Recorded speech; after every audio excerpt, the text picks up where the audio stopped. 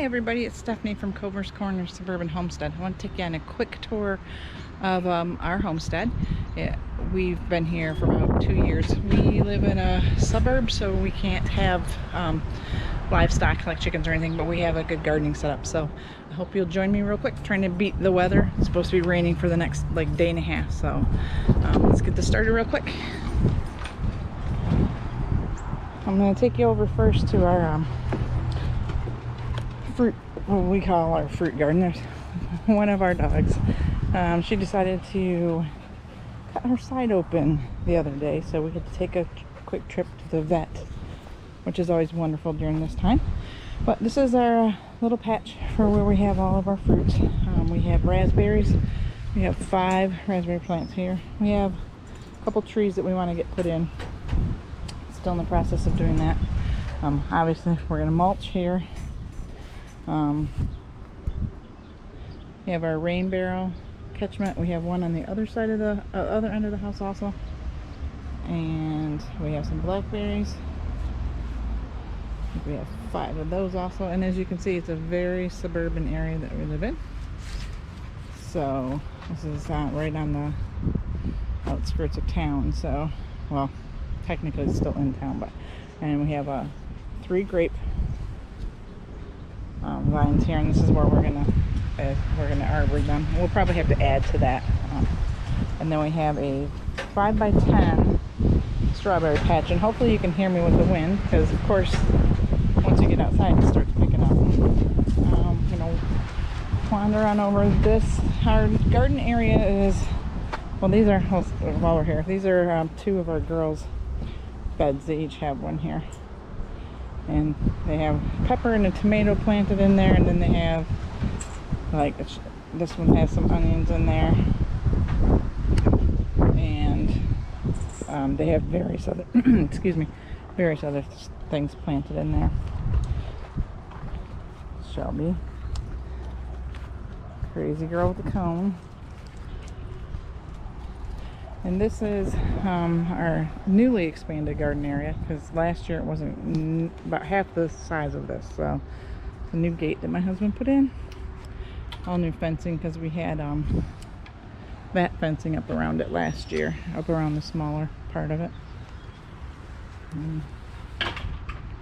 So I'm doing this partly too for a reminder for me of what we had in here.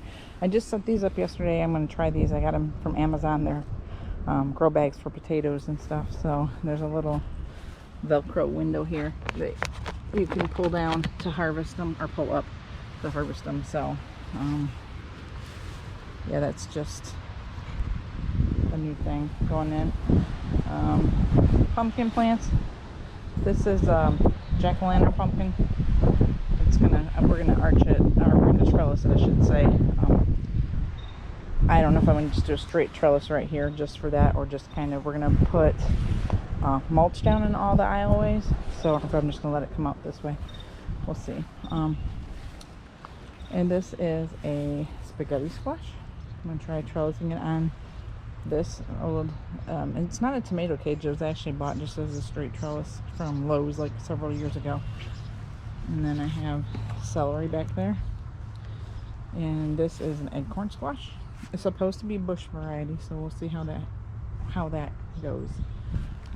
Finally got some peas breaking ground here, and this soil is weird because it's really, really dark, except for when it gets wet, and then it gets this white color. So it gets a little bit harder, but it's really easy to break up. So it's not like it clumps up, but it's not super like clay or anything like that. So, and we are going to amend it with some compost in that, some more compost, because this is supposed to be compost. I have peas in there. I don't know if you can see them that are starting there. And I did have to replant some of the peas last night because I did use a little bit older seed, and I don't know if that's why this whole section here didn't come up. But I think I had one come up. So, oh yeah, there's one little one on this whole section that came up right there. So I'm not sure if it was just the older seeds or what. There's some onions. I don't know if you can see them in there. And I'm gonna mulch like with once I get everything put in, because I haven't put all of my warm weather stuff in, but once all of that goes in, there'll be straw mulching and all of this. So, and then we got hot peppers, some little stragglers there. They're not weeds, I promise. They're hot. Those are jalapenos. And then I got some cayenne pepper, and then some banana peppers that look like they kind of, these guys were out. I actually bought these from the store. I seed started these on most of everything. I started on my own, but these I bought, and a couple other pepper plants I bought, and I don't know, we'll see what they do. Hopefully they bounce back. So ratty old herb container from last year that I'm going to repurpose, and this is herb from last year grown back, and I can't honestly remember. I think it's oregano. I can't remember what was in here. It smells like oregano. Yeah. My chives from last year. My husband's going to be building a new herb bed for me too, so I can put them all together. So, well, a lot of them together. My garlic that overwintered, and then a mint plant that will not be, none of my mints will be sharing beds with anything else, because, well, mints like to take over everything. This is my brassicas, which are doing extremely well here. Hopefully they head up before it gets too warm. Looks like they might be kind of starting to form some little heads down there. So I have green and purple cabbage, and then these are pole beans, and they're gonna trellis. They're gonna climb over top of it's the goal anyway. And then I have some more down here that I just had to replant last night. It's the weirdest thing, because it's the same pack of beans as those that I planted over here at the same time, and none of these came up on this side. So I'm surmising there may be something with this soil, but these are my beds from last year. These first three, and then those and the tanks, and then around there. So they do have a different soil in them. So I'll have to watch that and see how things turn out with those. You know what the comparison is. One little thing of purple kale. Looks like he's kind of, I gotta come out here and check him out here a little bit. Like I said, I'm trying to beat the rain. I do have bush beans planted in here. I just planted those not that long ago. And these are bush beans also that were planted a couple weeks ago, and I only had 2 pop up. 2.5. One kind of looked like got chewed on. So I planted more last night, and I'm gonna have to watch them. I don't know if I saw some ants in this bed yesterday, but I don't know if that's what's going on with them. I'll keep an eye on that and see if I can figure that out, and if there's an ant problem, then I'll take care of the ant problem. I don't use chemicals, so I'll do the best I can, I should say, with the ant problem. I've seen a couple ideas. More of the pole beans, and these ones on this side, which is part of the new bed, come up fine. So same beans, I'm not sure. Another arch, another trellis. Got this idea from my friend Jessica at Roots and Refuge Farm. If you don't follow her, check her out on YouTube. There's the celery, and this has some onions in this bed.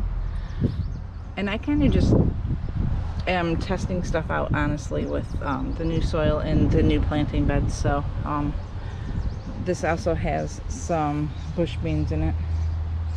I think that's what I put in there. I have to go look at my book now, but I know I have onions, 2 rows of onions back there. So, and nothing in here yet. I'm trying to decide, or nothing in here. I might put something, we'll have to see a little bit later. Sugar pie pumpkins, which that one's looking really sad. And my husband helped me plant these. I have 2 herniated discs, so sometimes it gets a little bit hard for me, but he usually helps out. And some cucumbers on this side, the Boston Pickling cucumbers. I did replant 2 more mounds here last night also, so we'll see. I didn't water them last night because it was supposed to start raining overnight, and now they're saying 1 o'clock today, so we'll see. This one is another jack-o'-lantern pumpkin, because that one was looking a little rough, so we planted that one. These are my tomatoes. So I got this trellis idea from Jess at Roots and Refuge. First year trying it, so we'll see how it goes. I planted out 41 tomato plants this year. I have 6 slicing varieties and then 35 Amish paste tomatoes. So they're looking a little scraggly. This is what happens when you're 6 and 8, well, 7-year-old, basically. She's not 8 yet. Little ones help you transplant. So I'm going to come back in when they get a little bit bigger, and I'm going to put more soil up around them anyway, so I think they'll be all right for now. They look so teeny tiny though, but they've been out for not quite a week yet, so I got a couple here. These I'm going to just use the traditional cages on. I have 5. I had 6 in here, but during transplant one of the little heads got pulled off, so we'll see how that one, if it comes back. Nose you can't really see. In here I have beets. Should I see some beets going there? Little teeny tiny beets. And garlic in the center row, which I'm not expecting that to come up anytime soon. And then on this end of my breast, because I have Brussels sprouts and a weed. I do love this straw mulch. It does make it a lot easier to see the weeds and to get them out, I think. Okay, so this bed has this has broccoli and cauliflower. And this one has nothing in it right now. I'm going to save it probably and do some cool weather crops later this summer. Like put some rutabaga and turnips and stuff in there. We used to have strawberries in here last year, and then we moved them over to the other bed over there. So I'm not quite sure exactly what I'm doing there yet. These are slicing tomatoes and cherry tomatoes. These 2 tomatoes on the end I bought at the store because I saw them and they looked neat. So this is a grape cherry tomato, and this is called a candy tomato. So just curious to see those. They can already have flowers. Cool. Let's see. These poor little they were standing up nice and tall. Well, hopefully he rebounds. These are they're slicers. Well, that one's doing pretty well. Oh gosh, what was the Brandywine? I was trying to think. Brandywine. And I have 2 beds of potatoes here, and when we get a day that's not raining, that my husband's not working, he's going to build second layers to these so they're a little bit deeper for my potatoes, and then we'll fill it up more with mulch and stuff, because as you can see the potatoes are popping through. So, and more onions and more weeds, but look, it comes out so easily. And these are 45-day, supposed to be 45-day cabbage. It looks like they're heading up, but they've been out here for a little while, so we'll see. That was just an experiment to see how they grew here. We're in zone 7B, so I'm not used to it. I'm from zone 5B, and I've only been here a couple of years, so I'm still learning like when to plant stuff. This is something I saw I read in a book, one of the books I was reading, I'll link it below, the Urban Homestead, and it's called Polyculture Bed, and you just kind of direct sow a bunch of different seeds that will grow at different times. So like I have spinach in here, and I have radishes, like that radish is probably ready to come out. I have turnips in here, which take a little bit longer. I have some lettuces. I have some onions, like just a couple little onions. And like I said, this is just kind of an experiment this year to see how it goes. And these are onions from last year, but I'm just gonna let them go and let them flower and get seeds off of them since they withstood the winter. We'll see what I can get out of them. More tomato. Oh, this is the bed that actually had the little tomato the guy's head ripped off. It was right there. I don't have anything on that side of the bed yet. I did put sunflowers in the corners of a lot of the ends of the boxes. Oops, flower down. And I'm not sure how that's gonna work for those. But we'll see. I might not get any, but I might get some. I found this pretty flower at the store the other day, and I was like, I just wanted to have it. Made me feel good. These beds have corn in them. This is all corn. And nothing's popping up yet. I'm not sure if... Last year we had a good corn crop, and we actually had it in that bed. But the old fence used to be right behind that bed. And it got a lot of sun. Back here it doesn't get quite as much sun. So trial and error, we'll see what happens. I'm not going to weed anything yet because, I mean, if like that bigger weed I'll pull out a little bit later. But not right now. I don't want to disturb the corn. This is actually half of a corn also. New bed, last year's bed. Definitely a difference in the soil. But this soil that we got had tons and tons of earthworms in it. So it's not like it was anything like it was bad soil. So we'll see. Got tomatoes. Wrigley's barking at one of the neighbors, walking the dogs. And they got more tomatoes here on the trellis. I'll have to keep an eye on them. They didn't look so ragged when they came outside, but hopefully they bounce back. And this one I know got sunburnt when I was hardening it off, and they were all hardened off also. But I don't know. We'll see what happens.